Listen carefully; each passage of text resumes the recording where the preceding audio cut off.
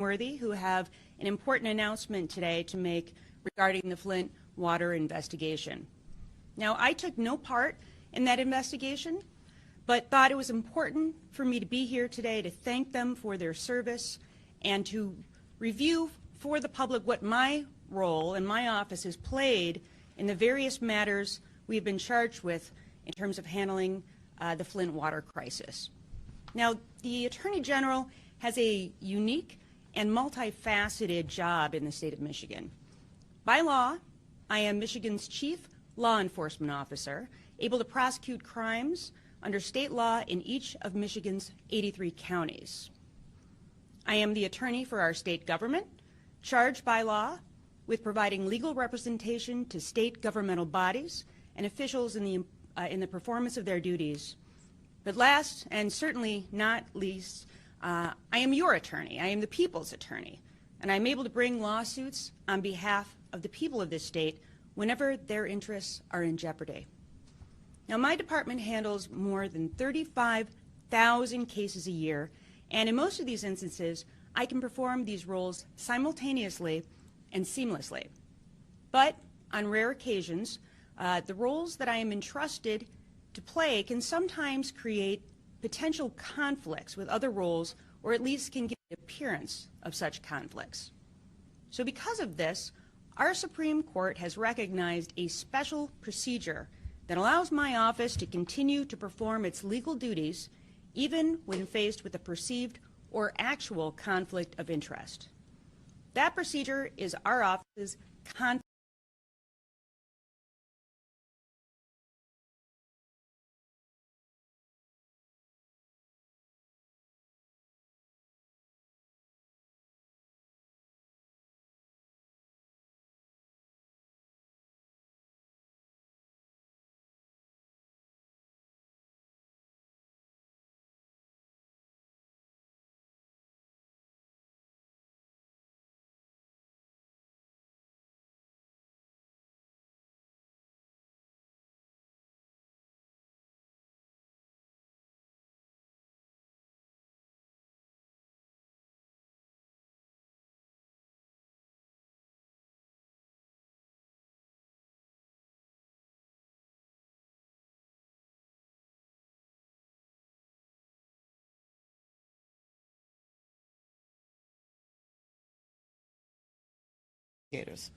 Our work on this case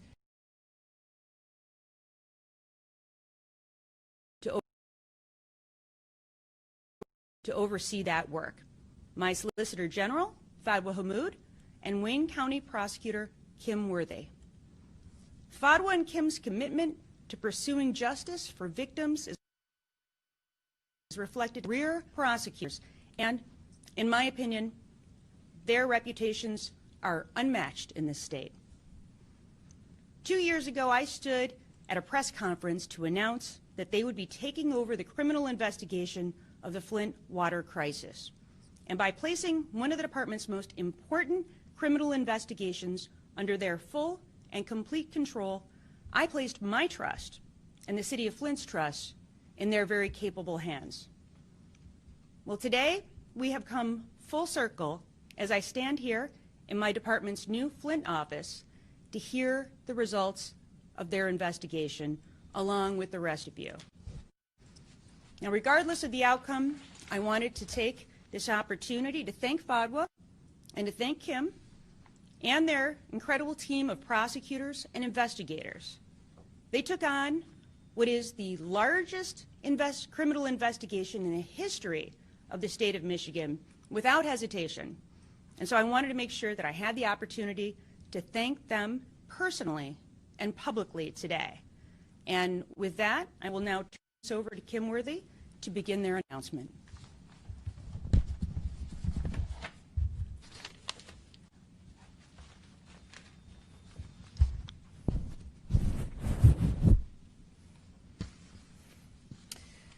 Thank you very much, Attorney Dana Nessel, and for placing your trust in Fadwa, myself, and this entire team of veteran prosecutors and seasoned investigators.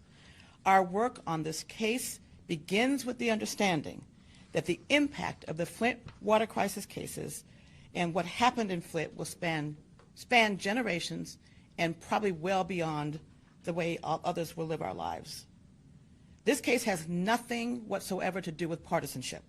It has to do with human decency, resurrecting the complete abandonment of the people of Flint, and finally holding people accountable for their alleged unspeakable atrocities that occurred in Flint all these years ago. Pure and simple, this case is about justice, truth, accountability, poisoned children, lost lives, still not whole, and simply giving a damn about all of humanity. This investigation was carried out by career prosecutors and public servants who know how to conduct a criminal investigation, follow the evidence without any preconceived notion whatsoever, and use all the necessary and available investigative tools to law enforcement. Through the course of this investigation, we reviewed literally millions and millions of documents and several hundred electronic devices, executed dozens of search warrants, and worked countless hours even in the midst of the COVID-19 pandemic. From the start, this and all of the resources that I just spoke about that could give the citizens of Flint a full that they deserved. One of these resources included enlisting a group of world-renowned infectious disease experts to study the deaths in this case and to study the deaths in Flint that were potentially related to Legionella. It is critical that these deaths be reviewed by unbiased, highly qualified professionals. These experts individually reviewed each case and made an independent determination as to each and every cause of death. The panel then convened to review and adjudicate their conclusions. In terms of the massive electronic data in this case that was compiled and reviewed, this is one of the largest criminal investigations currently underway in the world. In January of 2020, last year, the team filed a grand jury petition with the chief judge of the 7th Circuit Court for Genesee County.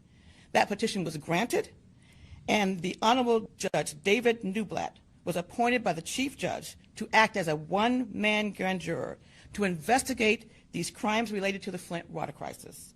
The grand jury issued indictments after listening to and evaluating all of the evidence presented. A grand jury provides a broad range of investigative tools. The size and scope of this investigation required the use of all investigative tools available.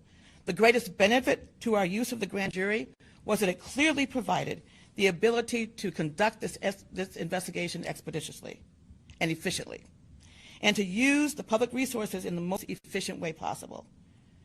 But we were also bound by the statutory requirements, the statutory secrecy provisions of the grand jury statutes, in particular, Michigan compiled laws 767.3, 767.4, and 767.18. We could not, and still can't, about the witnesses, what they will say, or the evidence that was put to the grand jury.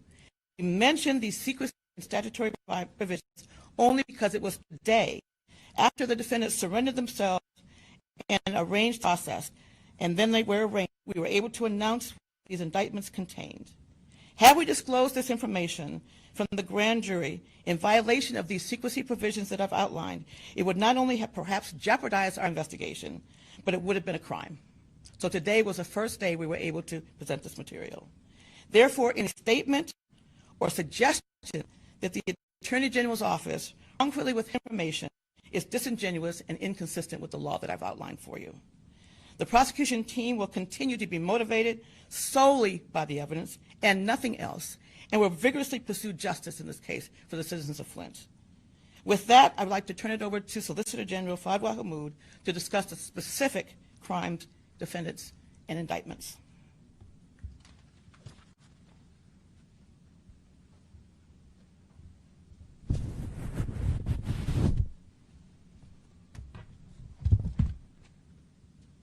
Thank you, Attorney General Nessel, for entrusting Prosecutor Worthy and I with leading this investigation. And thank you, Prosecutor Worthy, for your partnership and our team, including Special Assistant Attorney General Molly Kettler, who's also here with us today. Let me start by saying The Flint water crisis is not some relic of the past. At this very moment, the people of Flint continue to suffer from the categorical failure of public officials at all levels of government, who trampled upon their trust and evaded accountability for far too long. Government power is not granted as a blank check. It is borrowed by those who swear an oath to faithfully discharge their duties in service of the people. That is why we have specific laws governing the conduct of public officials. Because a seat in government comes with extraordinary powers and equally extraordinary responsibilities. When an entire city is victimized by the negligence and indifference of those in power, it deserves an uncompromising investigation that holds to account anyone who is criminally culpable. That is what all citizens in this state are entitled to, regardless of their zip code. And that is what we did. Our approach was simple. Where we believed the evidence would prove a criminal charge, we sought and obtained indictments for those crimes. Let me be clear. There are no velvet ropes in our criminal justice system. Nobody, no matter how powerful or well-connected, is above accountability when they commit a crime. And just as no one in this case was unfairly targeted, no one was given any special passes or privileges. Finally, we may never know all the names of those who had their lives and livelihoods destroyed by this man-made crisis.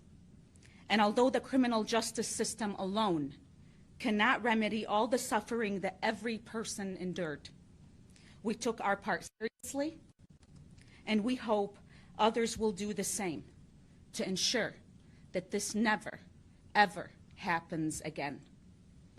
I would now like to discuss the indictments. It is important to remind everyone that a criminal charge is merely an allegation, and a defendant is presumed innocent unless and until proven guilty. Further, I will provide a summary of the indictments. While I will provide that summary, I am not able to comment on the evidence that supports these indictments. This is because MCL 767.4a prohibits us from sharing any testimony, evidence, or information used in connection with the grand jury inquiry. The indictments are as follows. Nicholas Lyon, former director of MDHHS, is charged with 9 counts of involuntary manslaughter, for each a 15-year felony, and 1 count of willful neglect of duty, a 1-year misdemeanor, for his failures and grossly negligent performance of his legal duties while director of MDHHS to protect the health of the citizens of Michigan in accordance with the Public Health Code. Eden Wells, former chief medical executive, is charged with 9 counts of involuntary manslaughter, each a 15-year felony, and 1 count of willful neglect of duty, a 1-year misdemeanor, for her failures and grossly negligent performance of her legal duties while director of MDHHS to protect the citizens of Michigan in accordance with the Public Health Code. In addition, she is charged with 2 separate counts of misconduct in office, each a 5-year felony, for 2 separate incidences of preventing or attempting to prevent the distribution of public health information about Legionnaire's disease in Genesee County. Nancy Peeler, former manager of the Early Childhood Health Section at MDHHS, is charged with 2 counts of misconduct in office, each a 5-year felony, for concealing and later misrepresenting data related to elevated blood lead levels of children in the city of Flint, and 1 count of willful neglect of duty, a 1-year misdemeanor, for her failure to act upon information of those elevated blood lead levels. Gerald Ambrose, former finance director and state-appointed emergency manager of the city of Flint, is charged with 4 counts of misconduct in office, a 5-year felony for acts related to the city of Flint's finances, as well as Flint's water supply source. Darnell Early, former state-appointed emergency manager for the city of Flint, is charged with 3 counts of misconduct in office, each a 5-year felony for acts related to the city of Flint's finances, as well as misinformation about the quality and safety of the Flint water supply. Howard Croft, former director of the Department of Public Works for the city of Flint, is charged with 2 counts of willful neglect of duty, each a 1-year misdemeanor, for willfully neglecting his duty to ensure the safety and quality of the Flint water supply. Richard Snyder, former governor of the state of Michigan, is charged with 2 counts of willful neglect of duty, each a 1-year misdemeanor, for willfully neglecting his mandatory legal duties under the Michigan Constitution and the Emergency Management Act, thereby failing to protect the health and safety of Flint's residents. Jared Agan, former director of communications and chief of staff of the Executive Office of Governor Snyder, is charged with 1 count of perjury, a 15-year felony, for giving false statements under oath. Richard Baird, former senior advisor and transformation manager in the Executive Office of Governor Snyder, is charged with 1 count of misconduct in office, a 5-year felony, by improperly using state resources and personnel, 1 count of perjury, a 15-year felony, for giving false statements under oath, 1 count of obstruction of justice, a 5-year felony, for attempting to interfere or influence ongoing legal proceedings related to the Flint water crisis, and 1 count of extortion, a 20-year felony, for threatening a state-appointed research team during their investigation into the source of the Legionnaire's disease outbreak in Genesee County. All defendants turned themselves in to the Genesee County Jail. They have been processed and have been arraigned on the charges. The arraignments were handled by Assistant Attorney General Bryant Oskowitz. Richard Snyder and Howard Croft were arraigned in 67th District Court by Judge Christopher Odette, and their next court date is January 19th before Judge Crawford. The remainder of the defendants were arraigned in the 7th Circuit Court by Judge Elizabeth Kelly, and their next court date is February 18th at 3 p.m., and no judge has been assigned at this time. I'd like to take this moment to acknowledge the work and assistance of Judge Newblatt and his staff, the 7th Circuit Court in Genesee County, as well as the Genesee County Sheriff in accommodating our prosecution team during this grand jury proceeding, especially during this pandemic, and the ensuing processing and arraignment of the defendants. I want to personally thank Genesee County Sheriff Chris Swanson for working with our chief investigator and investigative team to ensure defendants were processed in an efficient manner. Like any criminal case, as it proceeds through the court system, new evidence may come to light or new witnesses may come forward. So while our focus now is on prosecuting these cases, we won't neglect any need for further investigation. Let me end by thanking the people of Flint for their patience. And before we take questions, let me also thank the media for continuing to cover the Flint water crisis and for respecting our legal limitations throughout this process. Thank you. Thank you, Solicitor General. We will begin with questions. The first question will be from Jordan Hermani at Gongwer.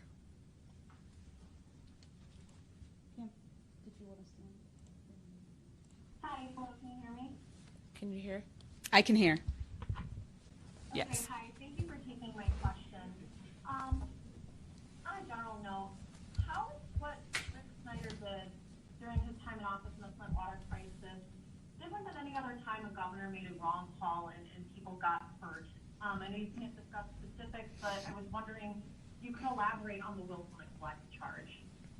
What I can say, I mean, obviously you've already heard state the law, and Prosecutor Worthy stated the law. We can't comment on the specific or the evidence or testimony taken in this case. But what I can tell you is based on the evidence we charged because we believe that his willful neglect of duty amounted to a crime. Thank you. Next is Jonathan Oosting from Bridge.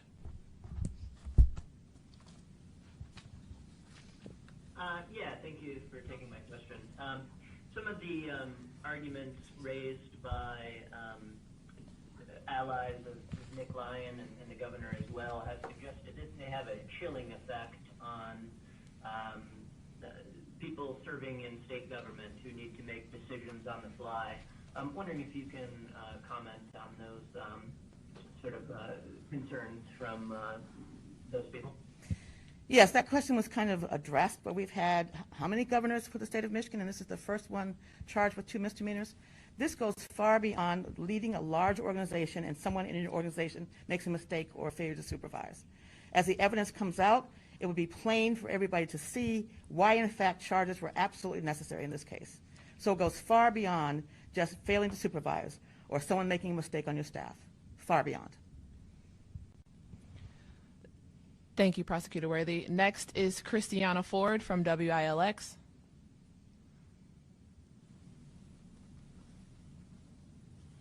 Christiana, unmute yourself. If not, we'll move on to the next one. Hi, I have 2 audio channels playing. My question is, what evidence can you give right now as far as these defendants saying that they're unwarranted, into detail? She said, what evidence can you explain or provide regarding the defendant saying that this is unwarranted? We can't provide any evidence at all. That's why we've read the statute a couple of times so that people will understand. Michigan is not generally a grand jury state, and so people may not be familiar, but there are specific statutes that deal with what we can and cannot talk about. And we simply cannot answer your question, I'm sorry, pursuant to statute. Thank you. Next is Eric Lloyd from 9 and 10 News.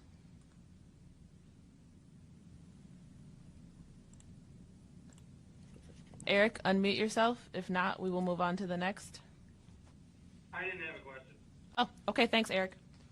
Next is Constanza Mayo from CBS. No question. Paul Egan from the Free Press. Thanks. Are you expecting more charges, or are we kind of up against the statute of limitations in terms of the possibility of any new charges? Thank you.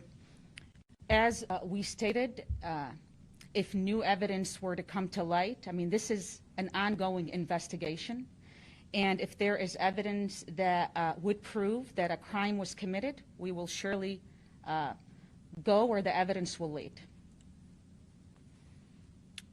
Thank you. Next is Stephanie Parkinson from WEYI. Stephanie? Okay. Jim Kurtzner from WXYZ. Thank you for taking my question. I have kind of a multi-part question. Why did you choose to go to a grand jury rather than just issue these charges through the Office of Attorney General? I know you can't discuss certain specifics of the grand jury process, but was a charge of involuntary manslaughter considered for Governor Snyder? Some people have already said they're disappointed that he has not been charged with a felony, while some of his aides have been. And the last part of my question, how long will the people of Flint and the state of Michigan have to wait for justice? What's the time frame on all of these trials going through and getting a resolution one way or the other?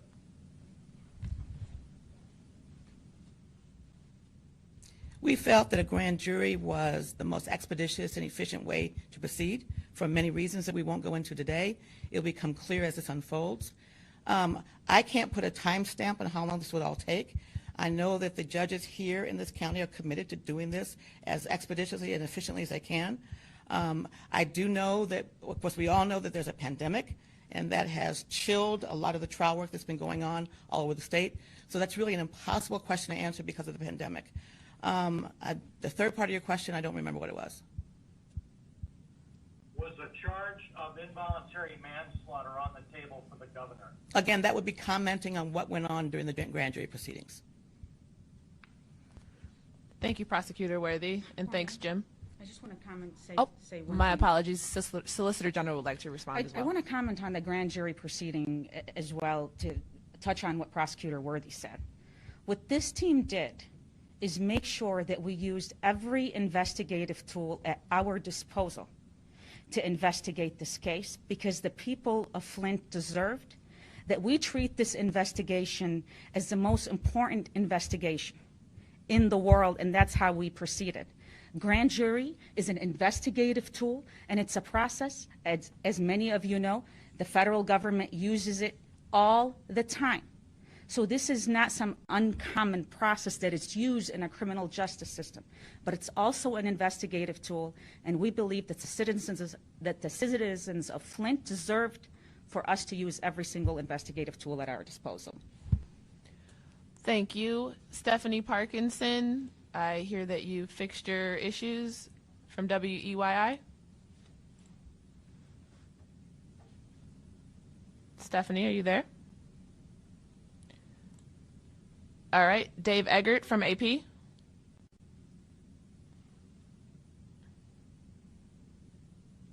Hi, thanks for taking the call. Wanted to follow up on something from earlier. I think it maybe was the first or second question. And this is along the same lines, but can you address critics that essentially say the governor and other top members of his team made, bad policy decisions, but did not commit crimes? I mean, why charge them with crimes? And does this cause any concerns for future governors? Even in the midst of a pandemic, there have been deaths, and some have blamed policy decisions, have pointed a finger at the Whitmer administration, for instance. Thank you, and I think that Prosecutor Worthy addressed this question. Listen, we are investigating crimes. Our approach was simple, where we believed crimes were committed under the law, and the evidence supported. We sought indictments, and we obtained those indictments on those criminal acts. Public officials are subject to the same laws as everybody else. Again, there are no velvet ropes in our criminal justice system.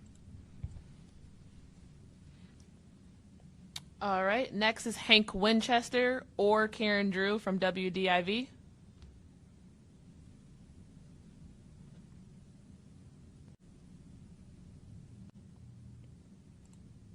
Okay. Next would be Kathy Gray.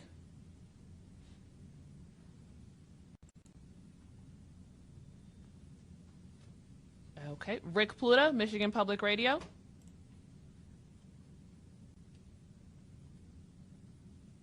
Okay. Chad Livengood from Cranes.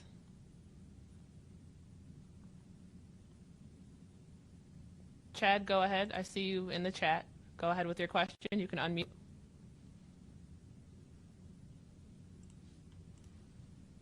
Sorry about that. Too many windows today.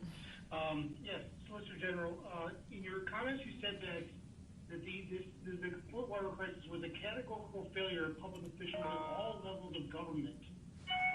Why is nobody from the Genesee County Health Department, who was perfectly capable of telling the public about a Legionnaires outbreak over a period of a year or more, why has nobody been charged from that department, and why has nobody from the EPA been charged? They too, along with the CDC, were informed of this Legionella outbreak and did not make it public either.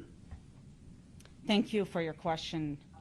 I know that there are a lot of questions out there that would require us to comment on the evidence presented in the grand jury. And even though I can't directly answer your question, I can tell you this.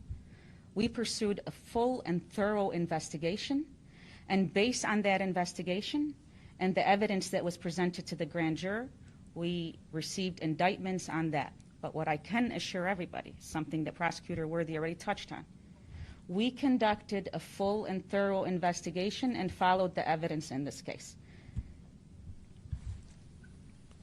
Okay, Stephanie Parkinson, and then Ann Parrott from ABC 12 is following her.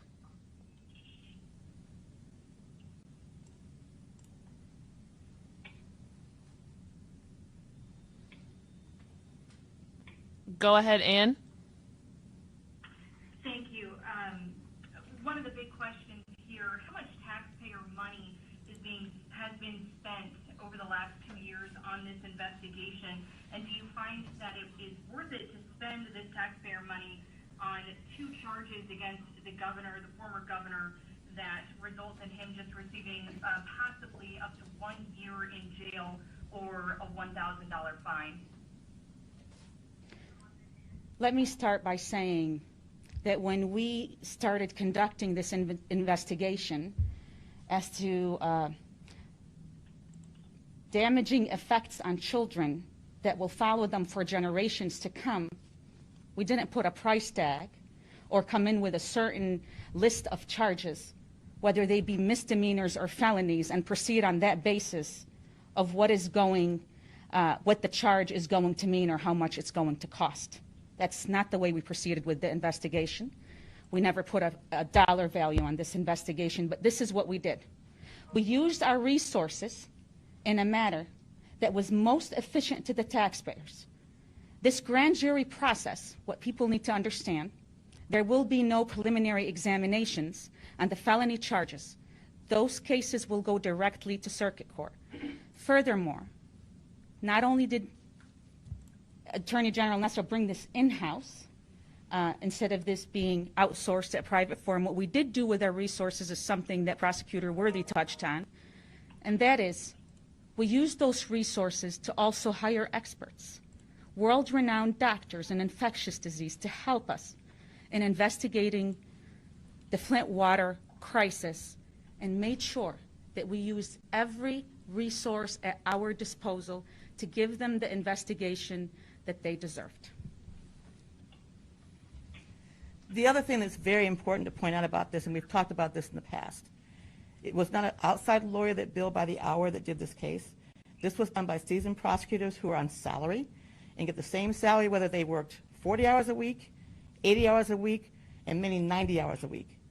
So there was no overtime. This was completely done by salaried, seasoned, veteran employees. So again, a very expeditious use of taxpayer dollars. Nobody was billing hours. We get the same salary throughout.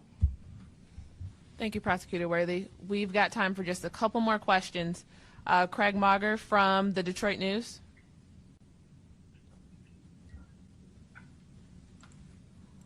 Craig, are you there? All right, Tim Skubic from WLNS.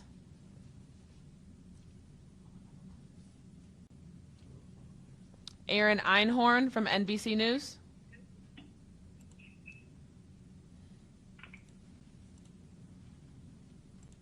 Okay.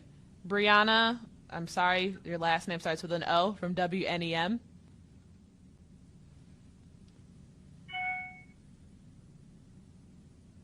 Leonard Fleming, Detroit News.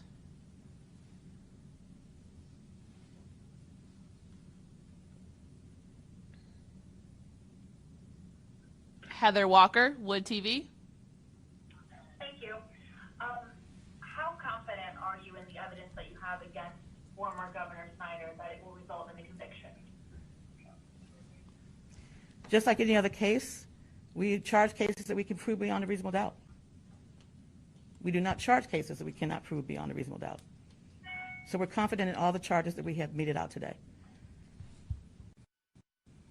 Thank you. Just a couple more questions. Joe Gillen from FREEP.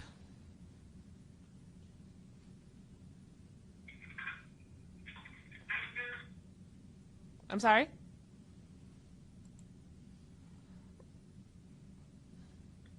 John Hewitt, WWJ News Radio.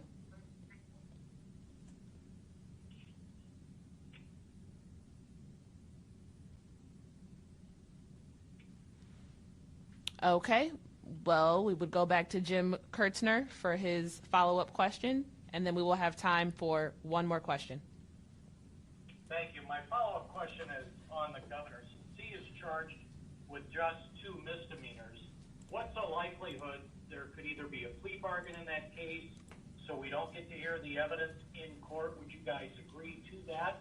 Or do you want, since he is the high-profile defendant here, do you want his case to play out in court where everybody can see the evidence and understand it for themselves? And since he's only charged with misdemeanors, can't he, in either a plea bargain or a sentence, eventually, since it's only a misdemeanor, have this expunged from his record? Okay, Jim, I think you know me well enough to know by now that it doesn't matter how high profile you are, how much money you have, what your ethnicity is, or any other process. These cases are charged just like any others that are charged out of my office are charged whether we can prove the cases beyond a reasonable doubt. That's it. And again, it's way too early to talk about any other strategies or procedures or anything that's going to happen. This is the first stage. We still have a massive discovery stage that we're going to have, and I'm not going to comment at this time about any potentialities that may happen in this case down the road. All right, the last question will be from Stephanie Parkinson. She is asking, a publication called The Intercept claims the AG's office has evidence that should bring charges of misconduct in office for former Governor Snyder. Is there any validity to that claim?